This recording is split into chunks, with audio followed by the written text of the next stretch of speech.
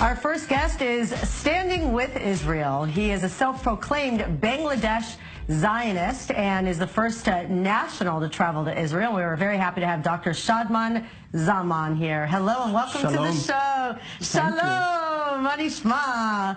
This is so great. You're such a fabulous role model, and I know you were saying that you came here like for the first time last year and you're already back. Where did this interest in Judaism and Israel come to be? So firstly, I want to thank the World Zionist Organization and Mr. Yaakov Hagoel for arranging this interview with you guys. Aww. And thank you for hosting me at your lovely studio, and also the Zionist Federation for this trip, the second time, my second time in Israel.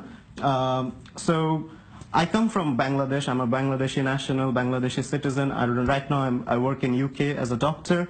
And coming from Bangladesh, a Muslim majority country where you are taught to hate Israel in the society, in the school, I was lucky enough, fortunate enough to be born in a well-connected, politically connected, powerful, and also, open-minded family where I had my grandfather, who was one of the earliest Bangladeshi Zionists. So you can say I'm just following up on him. And also a fun fact is that my great-grandfather, my mom's grandfather, served in the British military in Alexandria and Benghazi during the Second World War as a doctor. So I just think I'm walking on the family footsteps. Wow. Yeah. It's really amazing. So, but I mean, you really put yourself out there in a way. You were saying like you started being interested in Judaism as a young boy. I started being interested in Zionism. I read the book A Case for Israel by Alan Dershowitz, thanks to my grandfather, who got the book smuggled in from Singapore at the age of 12. And you can say my induction to Zionism began at the age of 12. And then, right now I'm 25, so in 13 years I became a great Zionist, and my Zionism connected me to Judaism. And right now I'm converting to Judaism, Orthodox Judaism in London, under London Bed-Din. So also meeting Jewish people, meeting such great, amazing people from the Jewish community in London also really motivated me to convert to Judaism. It's really, really unbelievable. Now, I mean, what's it like? I mean, this is a big deal. You're making history by being here and being, this is historic. I know, thank you. But the thing, I know I'm making history, but I'm also making a statement. I want to use this platform to tell people from Bangladesh especially that Israel is a democratic country, a democratic state which provides equal rights to all of its citizens, which I saw in this trip, in my first trip, which provides equal rights to all of its citizens, irrespective of their religion, ethnicity, color.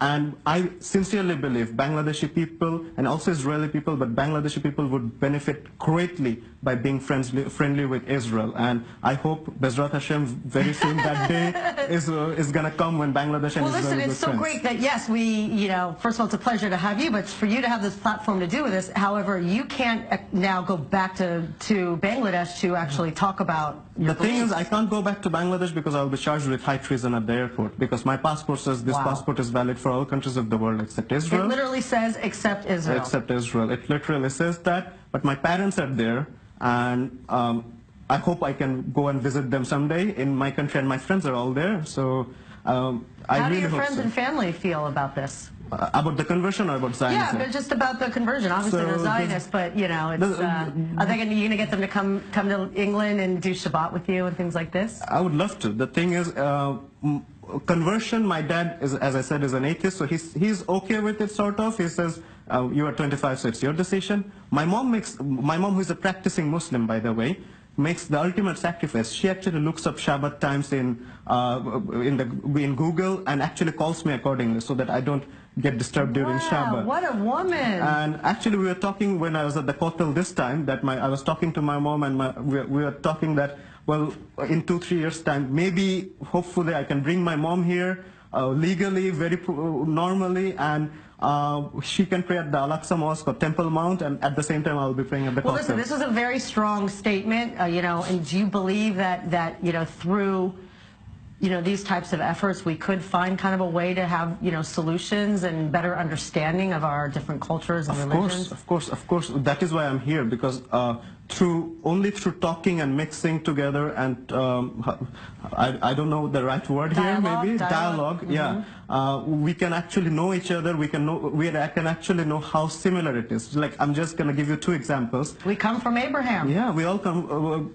but that's the religious example. The cultural, you know the word pita. Pita means bread. Pita also means bread in Bangladesh.